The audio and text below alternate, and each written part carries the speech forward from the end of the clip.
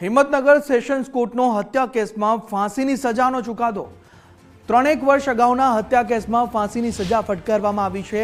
3 આરોપી પૈકી 2 આરોપીને ફાંસી, એકને 7 વર્ષની સજા અહીં ફટકારી દેવામાં આવી છે। એલોલમાં સલૂનમાં આરોપીઓએ હુમલો કરી હત્યા કરી નાખી હતી। હત્યા બાદ પુરાવા નષ્ટ કરવાનો પણ પ્રયાસ કરવામાં આવ્યો હતો। પુરાવા વકીલની કોર્ટમાં દલીલો બાદ કોર્ટે ફાંસીની સજા ફટકારી છે।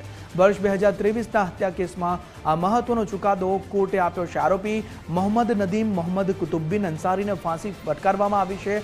ફાંસીની સજા સંભળાવવામાં આવી છે અને જે આરોપી શહેબાઝ અહેમદ મોહમ્મદ મુલ્તાની અંસારી તેને પણ ફાંસીની સજા આપવામાં આવી છે અને પરવેઝ મુશરફ નૌશાદ હુસેન અંસારીને 7 વર્ષની કેદની સજા।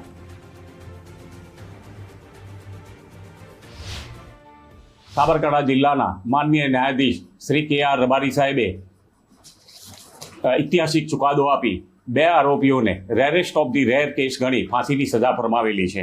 આ કેસની વિગત એવી છે કે 2 માર્ચ 2023માં મૃતક અકબર સાની નામનો વ્યક્તિ જે અહીંયા પેરિસ હેર કટિંગ સલૂનની દુકાન ચલાવતો હતો, તેણે પોતાની દુકાન એની સાથે જ રાખેલા એના કારીગરોને 1.5 લાખ રૂપિયામાં વેચાણ આપેલી હતી।